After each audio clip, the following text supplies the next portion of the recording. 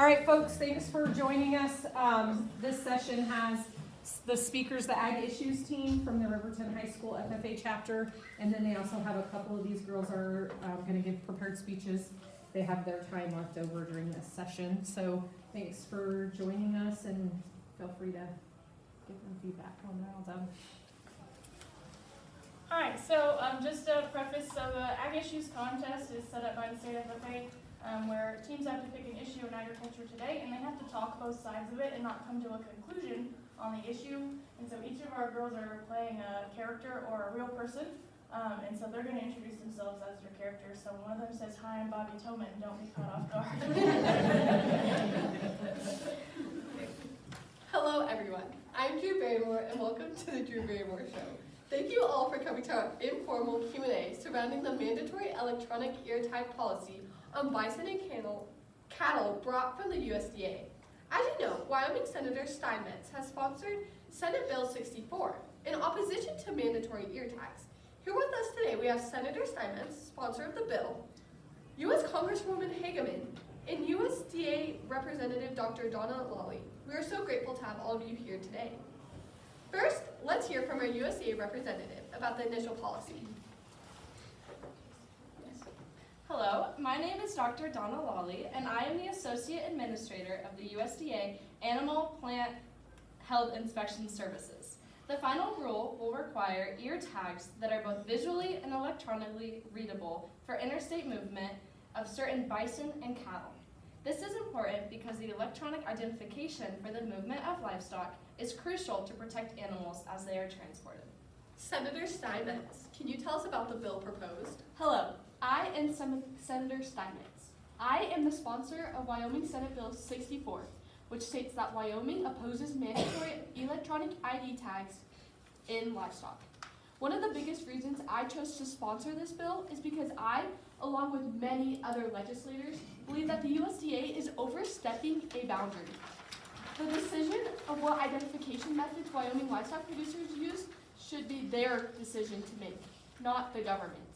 Wyoming Statute Title 11, Chapter 14, Section C, which is the section of the statute that pertains to livestock identification, clearly states that the Wyoming livestock industry has the freedom to use any method of identification set forth by in 9 CFR Part 86, as adopted on January 19, 2013, which we can talk more about later. Furthermore, if the United States Department of Agriculture and the Animal and Plant Health Inspection Service were concerned with and focused on preventing livestock disease outbreak, they would stop the importation of livestock from countries that have known and documented problems with disease. Yet, they do not choose to do so. Our U.S. grown beef is not causing the disease issue, contrary to popular belief. Our Wyoming cattle originate from wide open spaces and live on clean, disease-free pastures and are not confined and do not live in confined areas with thousands of livestock coming from different areas. We are simply not facing the issues of infection or disease outbreaks that the mandatory EID tags would solve. Congresswoman Hageman, what is your perspective on this policy and bill? Hello, I'm Congresswoman Hageman. In my opinion, this mandatory EID ear tag policy is not beneficial at all. It simply gives the federal government too much power. The fact is that nothing is wrong with our traditional disease traceability system. We must also take into consideration the huge rise in privacy concerns that these ear tags will bring to both ranchers and their herds. This can potentially cause the ranchers to be pushed out of the U.S. food supply chain. Another issue revolving around this mandate is the cost. This USDA-driven EID mandate is unfunded. It puts all of the stress of affording the tags onto the ranchers. And we need to understand the threat that the USDA mandate will have if the policy is passed. While for the bill that Wyoming is trying to pass about blocking this mandate, I am all for it. This policy mandate is not necessary. It should be up to the rancher to choose what type of branding they want to use for their herds. Now, let's hear from the audience. Does anyone have anything to say? Hi, I'm Reese Burnett, a second-generation farmer at Burnett Dairy located in Carpenter, Wyoming. I personally do use the EID tags for every animal and have been using them for the past 10 to 15 years. This helps track daily milk weight and mastitis by EID number. Even though I have these tags, I do still keep electronic and hard copies of antibiotic records. I do personally pay out of pocket for these tags, but the cost is truly found in the chips due to the fact I have to purchase them separately. The only issue I can currently think of is the chip possibly falling out. If something like this does go wrong with the technology, we just have to replace it and move forward. But I'd also like to address the fear of possible data breach, as well as being hacked. In my 10 to 15 years, I have never experienced any type of hacking or malfunctions with the software. But even if I had, I don't believe the information at hand is considered sensitive information. Do we have a rage producer here to give their perspective? Hi, I'm Bobby Tilden. I oppose the IED tag requirements. The reason for disease control is not completely accurate. If they were worried about disease, they could test and quarantine imported cattle. The ID tags would be used to identify, quantify, and control cattle numbers much more quickly. Was the money the driving factor in your choice? Not necessarily. They are expensive, but I do not think that they are worth the price. Another simple way of ID is metal bang tags.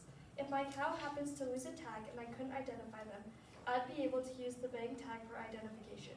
The metal tags are more reliable as I still have cows that have them. The EID buttons fall out too quickly. In the first year, 50% of my heifers lost their tags and had to have the vet come out and retag them. This creates a hardship, especially if I'm selling breeding stock because the tags are required. Dr. Lawley, what is the reasoning behind the USDA's decision to implement this policy? The administrator for APHIS, Dr. Michael Watson, states that rapid traceability in a disease outbreak will not only limit how long farms are quarantined, keep more animals from getting sick, and help ranchers and farmers get back to selling their products more quickly, but will help them keep our markets open. Hi, I'm Dr. Hallie Hazel. I'm Wyoming State Veterinarian. As an animal health entity, I firmly support animal disease traceability and find it extremely important. You cannot get down to an individual animal alone by using brands alone. You can maybe get down to the herd of origin, but the exact animal, you cannot. When brand papers are written, they are usually the most recent brand, meaning an animal could have had brands previous to this, and you may never know. So getting a full animal health history is nearly impossible. In addition to this, when it comes to easily accessing this information without it being electronic, it's really hard. By using EID tags, we can access an animal's health information within seconds. Furthermore, the accuracy when looking at electronic tags versus brands or handwritten tags, we see a huge difference. There's about a 30% error rate when it comes to using a handwritten tag, whereas when it's all electronic, there are little to no errors. On top of tracing animal disease, these tags offer many more possible benefits for the producers. The management options with the EID tags are endless. You can have a tag that manages an animal's temperature, their ovulation, when they were bred, how far along they are, and even how much they ate. Also, Wyoming is mostly an exporting state, and a small one at that. So if we want to have buyers continue to purchase from our producers, we have to make it easier for them instead of harder. EID tags are our way into the future. If we want to truly be able to track and cut down the spread of disease, increase efficiency in accessing health information, as well as improve our producers' way of selling and producing, we have to embrace this new technology. These tags are truly revolutionary, and as an animal health professional, I 100% support them. Would anyone like to comment on that? In my time involved in the dairy industry, we've sent our cows to South Dakota for the colt, which means they need 840 tags to cross state lines. So in this, we've decided to use them at all times. In intrastate travel, though, 982 tags can be used depending on preference. Senator Steinmetz, would you like to comment on the bill's stance on traceability? Yes. Our legislative findings state that the USDA and APHIS discovered a 70% compliance rate with EIDs would be necessary to have effective traceability. In my opinion, that is a very high number to achieve for any sort of effectiveness. Circling back to what I mentioned earlier, the great state of Wyoming already has outstanding identification methods, which include an official ear tag, which you can choose from non-IED or an IED tag, a registered brand, or a tattoo. Our state's voluntary livestock identification system has served the livestock industry for decades. If our system isn't broken, we shouldn't try to fix it. We are currently working with 7 other states to have state-to-state agreements to continue business as usual, meaning that they would not require EID tags to have interstate business. These states agree with Wyoming's stance on the EID bill and traceability. Like I have stated before, there is nothing wrong with our traditional traceability system. America has strived and built a comprehensive and effective disease traceable system, which has proven over decades to be reliable, affordable, flexible, and the envy of the world in its ability to protect the food supply. And Wyoming's laws have arranged the right to voluntarily identify their herds using historically reliable identification means, like brands, back tags, tattoos, and ear tags. Furthermore, this policy for the EID tags was not requested by Congress or, more importantly, by the livestock industry, which in my opinion does not take into consideration any of the conditions that the livestock industry is under.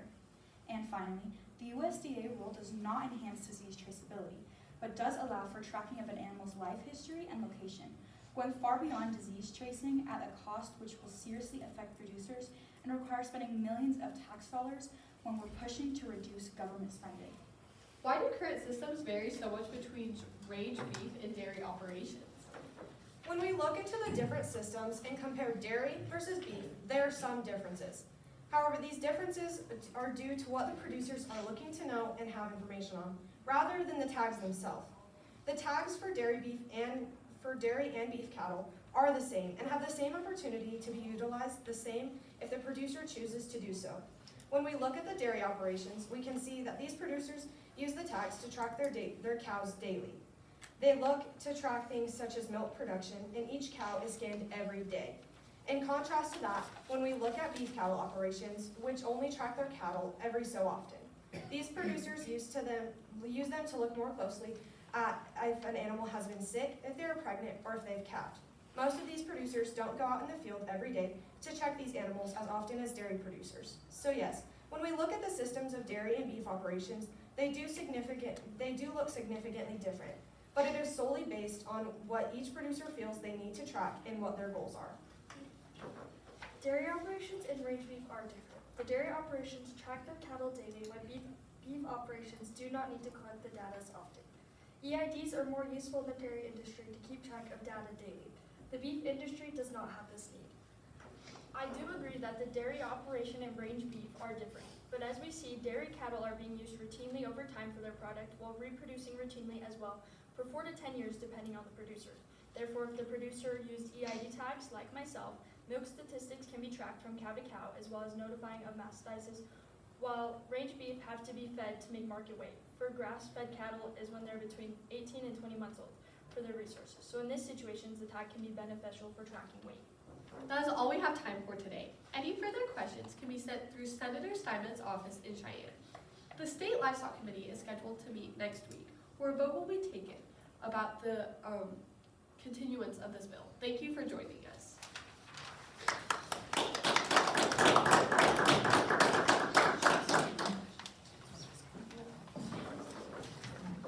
Questions?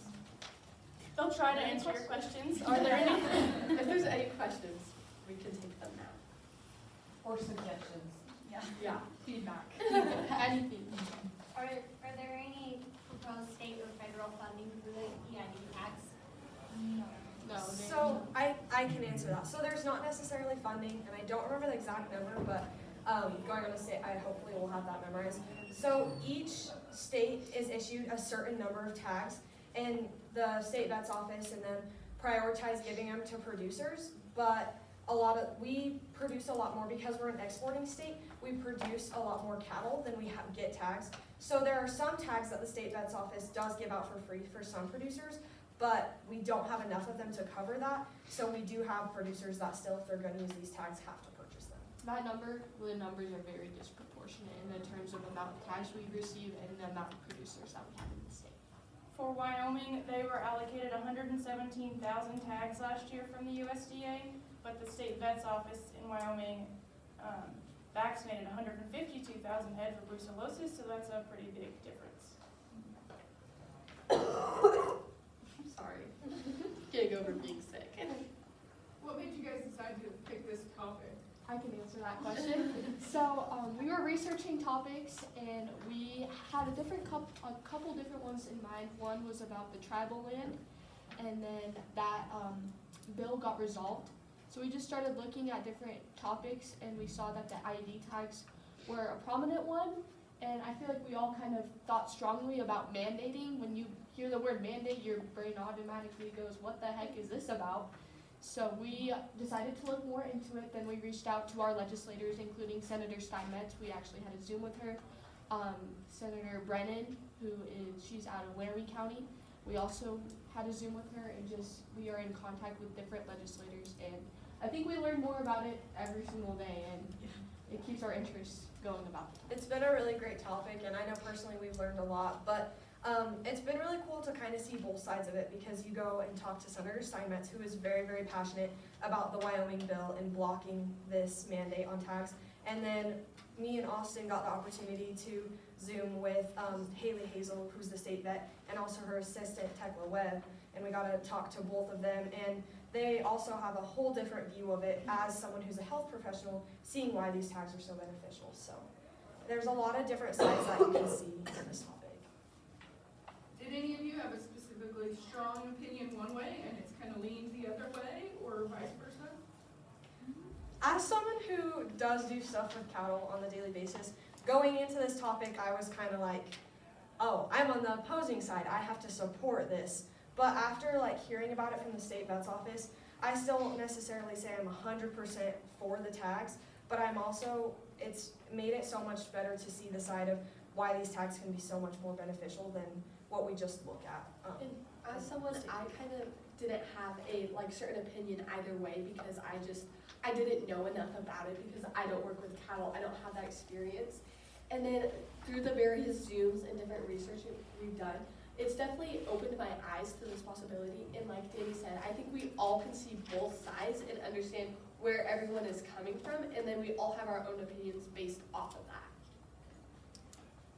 Did you guys reach out to the Wyoming Livestock Board and get their opinion on that? We're waiting to hear back. Yeah. I can tell you for the enforcement side of it, the scan chip is 20 feet, and that's if it works. And the enforcement falls on the brand inspectors and local law enforcement.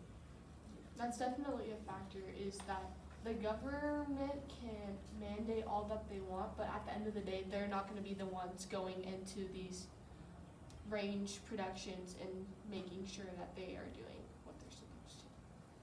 So that's another cost for the citizens of Wyoming, is paying law enforcement and brand inspectors to go take out all these RFID tags and scan them. Well, all the tags are great, but if there's an ear tag that I lose regularly, it's an RFID tag. You know, they go stand next to a Powder River gate and rub their head, they tear them out. They go stand next to woven wire and rub their head, they tear them out. You gotta then re-put them, reapply them. And if they're paying for the whole thing, I guess that's not such a big deal, depending on the time of year. But still, I consider that a pretty inferior tag to use. Great, you can read, you'd be better off with microchip, because they lose those tags. I lose the bank tags all the time. If I have the option, I'm putting the metal clip tag in, because you keep them much longer most of the time. To go along with that, it is more money, well, in a sense, for the range producer or the person running their cattle to go through and to see, especially if they're coming up to sell them, because they need the tag, the RFID tags. So it's just more time for the producer to go through, get them re-tagged, and in the end, it is more money to have a vet come out or to go and search for these, or when you could use a more reliable option like the metal tags. What are the 7 states that are opposing this with Wyoming? Alrighty, Oklahoma, Nebraska, Idaho, both the Dakotas, I think so. North Dakota, South Dakota, Tennessee, Kentucky. and Kentucky. There's the 7.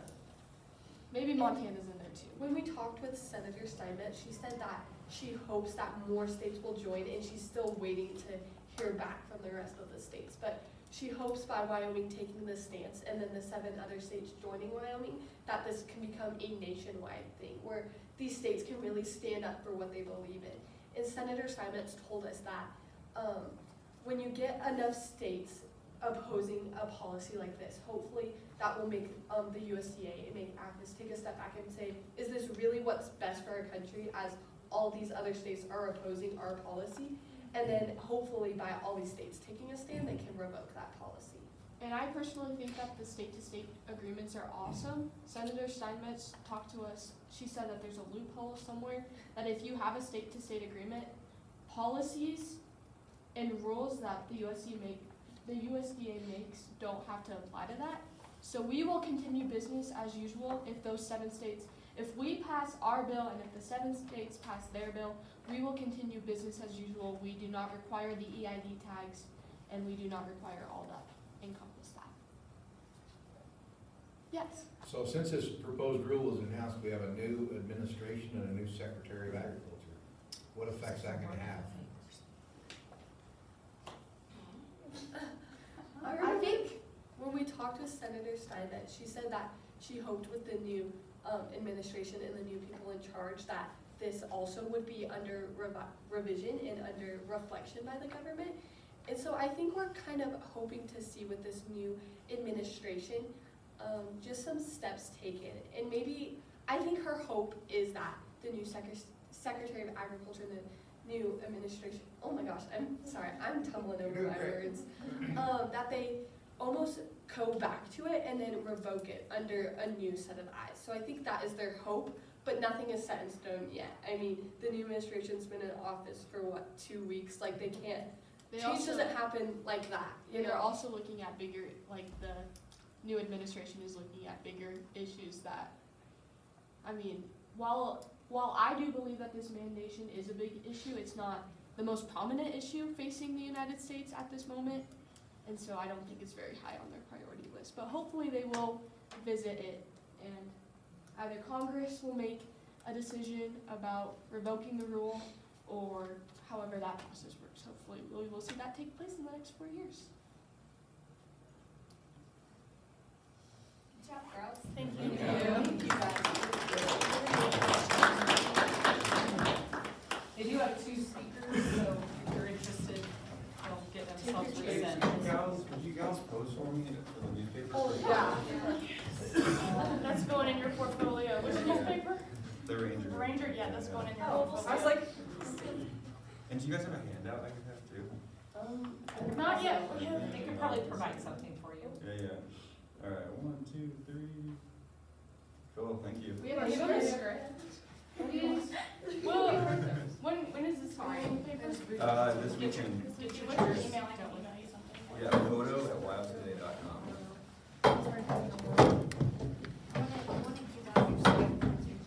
Yeah. Yeah, I'll email you something. Are you? Get my water. I'm their advisor, yeah. Oh, cool, thanks, Mom. Nice to meet you, appreciate it. Could I have your email? I will just shoot your reminder.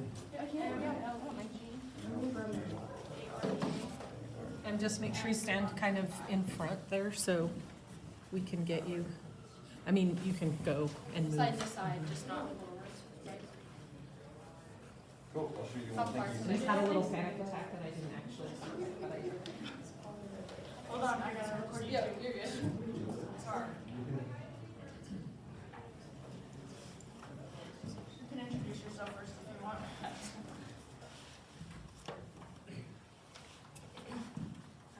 Hi, my name is Emma Hill. I am the Riverton FFA chapter president, and I've been participating in LDEs for all my years in high school. And so this is my senior year and my final prepared speech, and I'm pretty passionate about it. It's kind of near and dear to my heart, so here we go. Okay. A long time ago, in a land not so far away, the dashing son of a simple farmer met the shy daughter of a neighboring homesteader, and their love story began, as they would marry and start a family of their own. But times were tough in 1984, and that dashing son and his family of 5 would have to give up farming and find work in town. With rising costs of medical treatment, the plight of this American farmer would eventually take its toll, and he would pass away unexpectedly at 43. Just another sad statistic. While data, headlines, and media bombard us daily arguing that farmers are fleeing their homesteads and settling in the suburbs, I challenge us to think outside the box and see that agriculture isn't dying, but instead changing and expanding. A 2023 study conducted by the University of Colorado indicated that a number of traditional production farms are shrinking globally. In 2020, the average number of farms approached 616 million, but that number is predicted to fall to 272 million by 2100. Worldwide, the percentage of people who work in production agriculture shrunk from 43% in 1991 to 26% in 2021. But where did the descendants of those farmers and ranchers go? While many of us are well versed in agronomy and animal production, a rapidly growing sector is agriscience, specifically biotechnology. This is the research and innovation to improve the efficiency, quality, and usefulness of agricultural products. Remember our young farmer? He had Crohn's disease, and the predominant method of treatment for him was the steroid prednisone. Severe side effects of this synthetic drug precipitated the need for research into engineering less harsh and more natural treatment options. Progressive agriculturalists have narrowed their study into the field of biologics. Drugs that originate from a variety of natural sources, human, animal, or microorganism, and produced by cutting-edge biotechnology methods. Biologics like adalimumab or other MABs have the potential to change the course of medical treatment for agriculturalists, like our dashing farmer, as well as communities worldwide. MABs, or monoclonal antibody drugs, recognize and target specific proteins on abnormal cells in our bodies, triggering a predictive immune response for patients with unpredictable immune systems. Do you remember when you were little and our parents let us walk down the candy aisle and pick out one thing? Well, what if that one thing had to be sugar-free, dye-free, dairy-free, nut-free, or even flavor-free? Just because your body reacted to normal food in an abnormal way. When our dashing farmer moved to town to battle Crohn's disease, he also had to pivot and learn how to manage diabetes. Thankfully, in 1921, Frederick Banting figured out how to remove insulin from a dog's pancreas. Little did he know that thick brown muck would be revolutionary. Eventually, a more refined form of insulin was developed from the pancreas of cattle and swine. But without these advancements in diversified livestock production, researchers would never have considered genetically engineering insulin. Diabetic treatment didn't change much in the 60 years following the discovery of insulin, until 1978 when E. coli bacteria was used to produce the first synthetic human insulin. Eli Lilly went on to sell the first commercially available biosynthetic human insulin under the brand name Humulin. Today, people with diabetes can choose from a variety of formulas and methods to take their insulin. From Humalog to Novolog to insulin pens and pumps, the treatment has come a long way. It may not have saved our dashing young farmer, but it is an agriculturally inspired lifesaver for millions. What if our dashing farmer had access to pancreatic or intestinal transplants? Though not truly an option yet, there is a significant need. According to the US government, information on organ donation and transplantation, as of December 2024, over 100,000 patients are waiting for an organ transplant. Cross-species organ transplants, called xenotransplantation, offer the prospect of an unlimited supply of organ cells, potentially resolving the critical shortage for human tissues.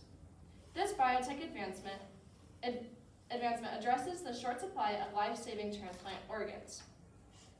The earliest records of xenotransplantation suggest that sheep, pigs, and frogs were used for skin graft research as early as the 1800s.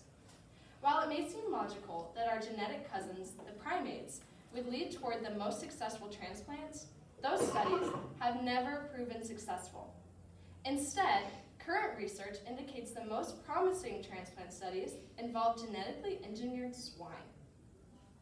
Modern agriculture is standing at the intersection of farm-to-market roads and rapidly moving interstate highways. Agricultural investors should accelerate the development of biosimilar drugs using plant and animal-based technology for both autoimmune and diabetic patients. American agri-scientists must outpace foreign companies like Brazil's Axis Biotech, who are working to develop biosimilar pipeline drugs for Humira. In the most recent USDA survey, there were 1.9 million farms in 2024, down from 2.2 million in 2007. Interestingly enough, even as the amount of land and labor used in farming declined, total farm output nearly tripled by 1948 and 2019. Production agriculture is not dying. Like cell mutation, it is multiplying and changing. We need to see agriculture for what it is, multifaceted. The headline should state that while there are fewer farmers producing crops, other producers are shifting into agri-science and biotechnology fields to keep up with the consumer demands. Is that not the duty of progressive agriculturalists as we market the modern product of our evolving toil? Even our dashing farmer who sought work in town didn't completely leave agriculture. Instead, he worked for a farm implement company to support the work of other production agriculturalists. That farmer was my grandfather. And while his Crohn's disease was treated unsuccessfully with prednisone, my Crohn's disease is managed efficiently with adalimumab or Humira. Advancements in diabetic care and transplants came after him, but that struggle of former years indeed led to better days through better ways. Agriculture isn't dying, it's literally keeping me alive. Thank you.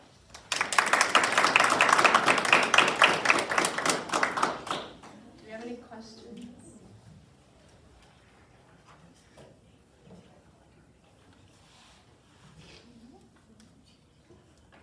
All right, thanks, Emma. Yeah.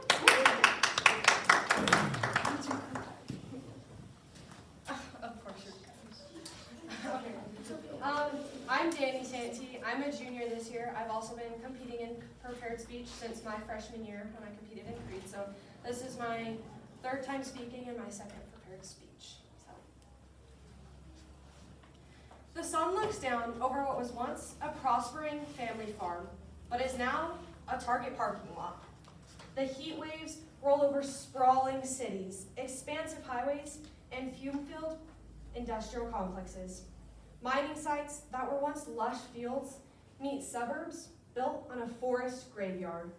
This pastoral visage was steamrolled by the demands of a growing population. As the world seeks space to house and employ this new populace, agriculture land has been sacrificed at an alarming rate. Today, agriculture is battling to feed and clothe the growing population of the world, while also managing population growth, urban sprawl, and detrimental changes to our environment. This loss is not just a trade-off, it's a tipping point. With less land to grow the crops we depend on, the challenge of feeding billions grows more daunting with every acre lost. By 2050, the global population is projected to reach 9.7 billion. While people around the world are already going hungry, food producers are expected to increase their current production 50 to 70%. Fortunately, agriculture has the potential to meet these challenges with innovation and collaboration. One of the most pressing issues in agriculture is land shrinkage. Between population growth, urban sprawl, and natural disasters, agricultural land and resources are disappearing. As our population grows, agricultural land decreases. And as we lose that land, the risk for reduced production increases. According to the GAP initiative, it is estimated that more than 31 million acres of agricultural land has been lost to urban expansion since 1982, and an additional 175 acres of farm and ranch land are lost every hour to make way for housing and other industries. Agriculture has already lost millions of acres of land, and that land loss continues to grow at a rapid pace. Studies showed that only about 6% of the Earth's land is suitable to grow crops, and only 10% of that land is in the U.S. With the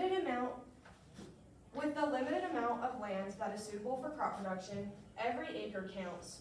However, agriculture faces a huge competitor, urban sprawl. Most of the areas that can be urbanized must be large, flat, open land, which coincidentally is the same land that is suitable for farming. On top of urban sprawl, soil degradation threatens the productivity of the land that remains.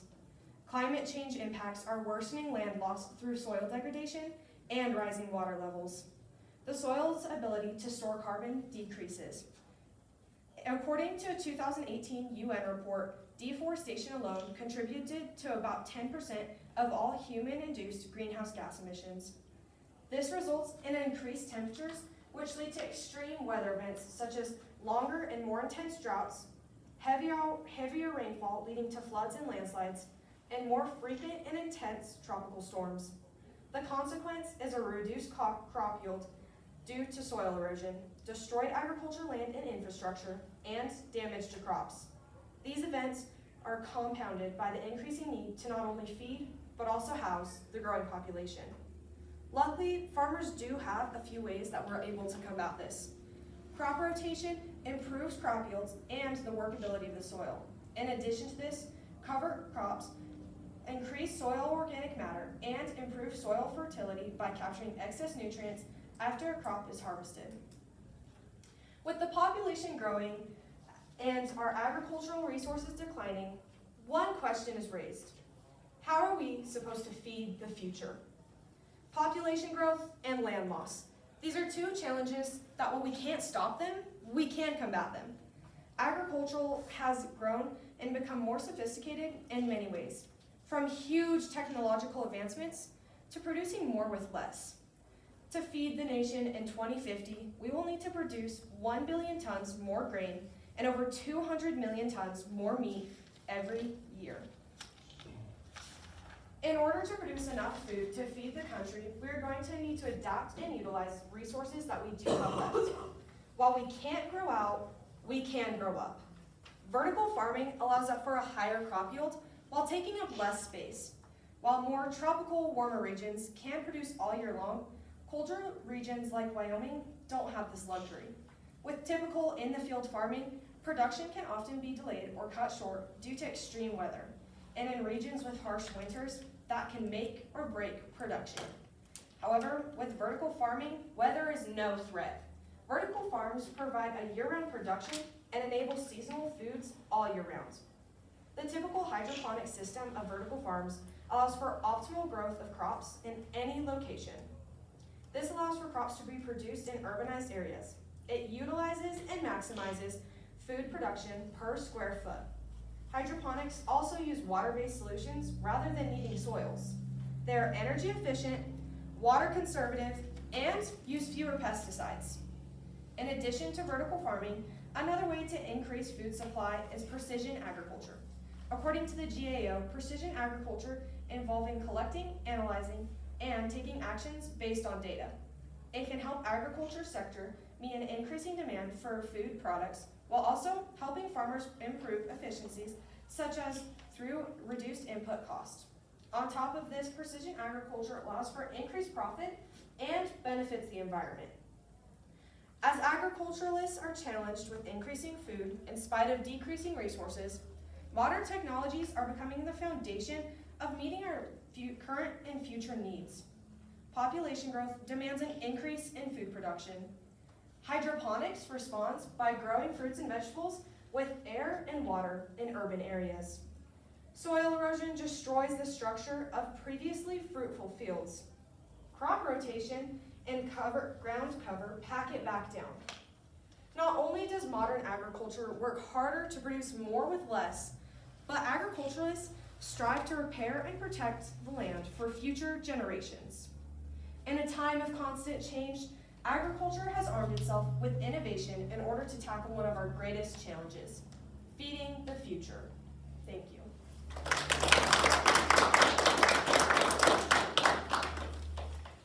Anyone have any questions?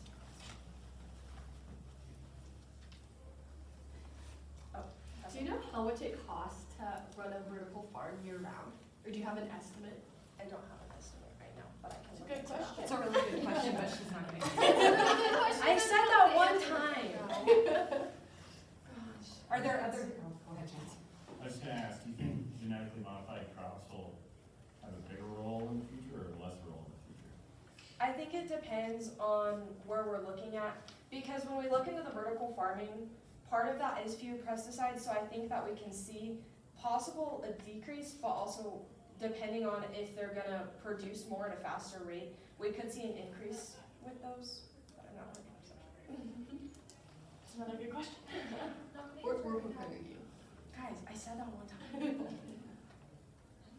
you have anything else that you think these girls need to prepare for their topics or questions that might come up with their topics? You touched on climate change. Are you prepared to defend that? Listen, I finished writing my speech this week. The population in other countries, or some of the larger countries, is actually going down.